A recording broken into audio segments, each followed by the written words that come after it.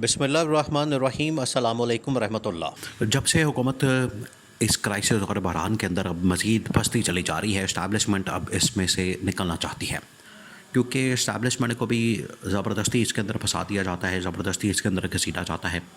और इस्टेब्लिशमेंट के अंदर भी ये अब सोच पाई जाती है कि हमें इससे बाहर निकलना है। और ये जो इन्होंने काम किया है, इन्होंने करतूत घोले हैं, या इनकी वजह से जो पाकिस्तान को आज मुश्किलात हैं, पाकिस्तानी कौम जो है वो इनसे इतनी ज़्यादा नफ़रत करती है, हमें इसमें से निकलना होगा। क्योंकि अगर हम इसके अंदर चले गए, अगर हम इस दलदल में या इस मुसीबत में, इस बहरान में चले गए, तो हमारा जो एक इमेज है, हमारा जो एक तशख़्ख़ुस है, हमारा जो इस वक्त एक साख है, उसके ऊपर भी बहुत बड़ा क्वेश्चन मार्क लग जाएगा। तो हमें इससे निकलना है, जिसकी वजह से टॉप पॉलिटिकल कमान जो है वो बैठी है और उन्होंने आखिरकार बड़े अहम तरीन फ़ैसले किया है, बहुत अहम तरीन फ़ैसले।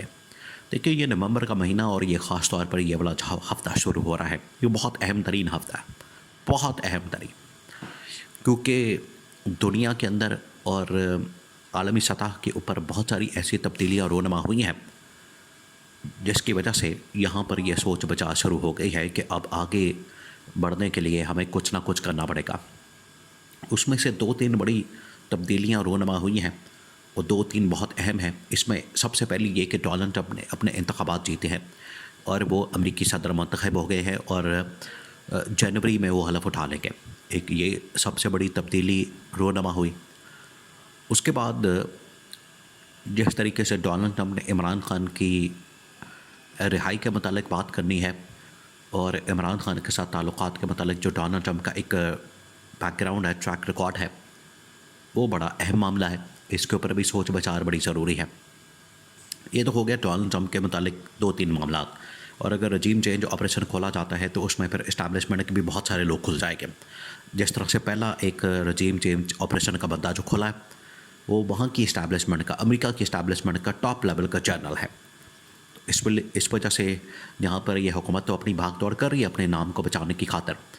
जर्नलों ने भी इसके लपेट में आ जाना है, इसलिए उनको फिक्र लग गई कि उधर पहला अगर जर्नल पकड़ा गया तो हमारी बारी भी आ सकती है। तो इस वजह से हमें पहले से ही प्रिएम्प्टिव मेजर्स लेने पड़ेंगे। तो वो अब सर जोड़कर बैठ गए हैं। ये पहली बड़ी डेवलपमेंट हुई है। दूसरी बड़ी डेवलपमेंट ये हुई है कि चीन और मोहम्मद बिन सलमान यानी सऊदी अरब ने, अब अरब ममालिक को असल में लीड करने वाला सऊदी अरब है। अगर सऊदी अरब या मोहम्मद बिन सलमान किसी बात के ऊपर इनकार करता है, यानी पाकिस्तान में इन्वेस्टमेंट के हवाले से, सरमायाकारी के हवाले से, या यहाँ पर कुछ काम करने के हवाले से, कारोबार करने के हवाले से, तो इसका मतलब है कि तमाम अरब ममालिक पर पीछे हट गए। तो उनके पीछे हटने की वजह से पाकिस्तान में जो हालात है वो काफ़ी ज़्यादा यहाँ पर टाइट हो सकते हैं। तो मोहम्मद बिन सलमान का जो इनकार है वो बड़ा मानी रखता है। इसी वजह से पहले शहबाज शरीफ ने दौरा किया, फिर जर्नल आसिम ने दौरा किया, फिर इसाक डार ने दौरा किया अरब, फिर शहबाज शरीफ का दौरा। ये साबित करता है कि मोहम्मद बिन सलमान को मनाना, कन्विंस करना वो पाकिस्तान के लिए कितना ज़रूरी है। और उसके नतीजे में जो अरब ममालिक हैं वो आखिरकार पाकिस्तान में इन्वेस्टमेंट के लिए आ सकते हैं। और अगर मोहम्मद बिन सलमान इनकार कर देता है तो अरब ममालिक पाकिस्तान में इन्वेस्टमेंट नहीं करने आएंगे। तो वहाँ से एक इनकार होना और दूसरा चीन की जानिब से इनकार होना, तो ये 3 बड़ी डेवलपमेंट्स हैं।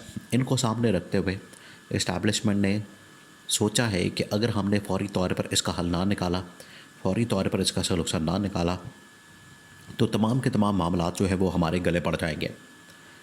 और आप देखिए कि शरीफ ख़ानदान इस वक्त सारा, क्योंकि इस वक्त हुकूमत जो है वो 2 जगहों पर, पंजाब के अंदर और वफाक के अंदर, ऊपर शहबाज शरीफ की हुकूमत है, पंजाब के अंदर मरियम नवाज़ की हुकूमत है, और बड़ा गर्क कर दिया तो उन्होंने पकड़ के, ख़ानदान ने पकड़ के, ख़ास तौर पर पिछले 50 साल से। आज देख लें, ये जो आपको पूरे मुल्क के अंदर इस वक्त स्मॉग होती जा रही है, धुआं होता जा रहा है, तो ये इनकी पॉलिसियों का नतीजा है। जो इन्होंने 30-40 साल से पॉलिसियाँ अपनाई हैं, मुल्क के अंदर हर जगह के ऊपर पुल बना दो, सड़क बना दो, अंडरपास बना दो, और सोसाइटियाँ बना दो, गाड़ियाँ चला दो, फैक्ट्रियाँ लगा दो। जो इन्होंने लुटमारा लगाया हुआ था, उसका ये नतीजा निकला कि आज पूरा पाकिस्तान जो है वो स्मॉग की लपेट में आ चुका है।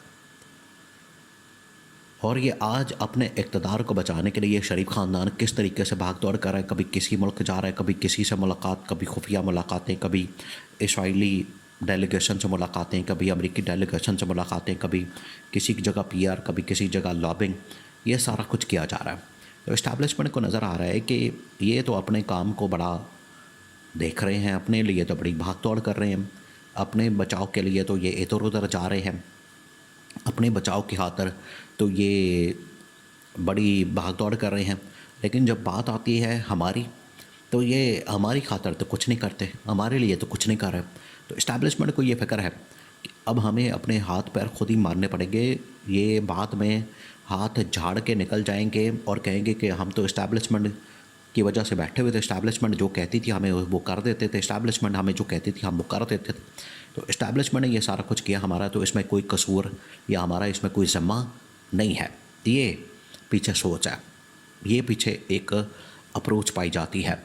तो इस वजह से इस्टेब्लिशमेंट ने कहा है कि अब हमें खुद हाथ पैर मारने पड़ेंगे। तो उन्होंने फिर मुलाकातें की हैं, आखिरकार हालात उन्होंने ठीक करने हैं। तो उसके लिए जो पहली मुलाकात हुई है टॉप मिलिट्री कमान की, नवंबर की पहले हफ्ते के अंदर ही बड़ी अहम तरीन मुलाकात हुई और उसमें ये पूरी सिचुएशन को सामने रखा गया, जिसमें मोहम्मद बिन सलमान, चीन, फिर उसके बाद अमेरिका में बड़ी डेवलपमेंट और इमरान खान के साथ मुज़ाकरात।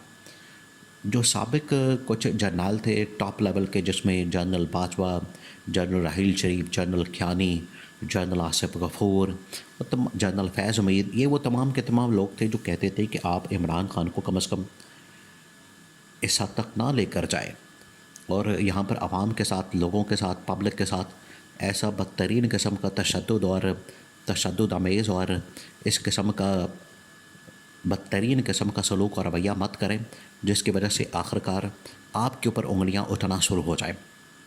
आज वो देखें, वो लेवल आ गया, वो स्टेज आ गई कि आज इस्टेब्लिशमेंट के ऊपर लोग उंगलियां उठाते हैं, बजाय हुकूमत के ऊपर उठाने के वो इस्टेब्लिशमेंट के ऊपर लोग उंगलियां उठाते हैं और कहते हैं कि आपकी वजह से ये सारा कुछ हो रहा है, आपकी वजह से ये मसाइल पैदा हो रहे हैं और आपकी वजह से ये सूरत हाल पैदा हुई है। इस्टेब्लिशमेंट को फिर आखिरकार कोई ना कोई तो रास्ता निकालना है। अगर वो इन्हें नहीं निकालते, अगर वो रास्ता नहीं निकालते तो फिर उनके लिए बड़ी मुश्किलात पैदा हो सकती हैं। तो उन्होंने फ़ैसला किया है कि इमरान खान के साथ एक मुज़ाकरात, दूसरा सेकंड ऑप्शन निकालने का, तीसरा ये कि इमरान खान की रिहाई के लिए जितना जल्दी हो सके इक़दाम किया जाए। वरना ये तमाम की तमाम चीज़ें जो इस वक्त चल रही हैं, अगर मोहम्मद बिन सलमान या डोनाल्ड ट्रंप ने कह दिया इमरान खान की रिहाई का डायरेक्ट, तो फिर आखिरकार हमें शर्मिंदगी के साथ रिहा करना पड़ेगा।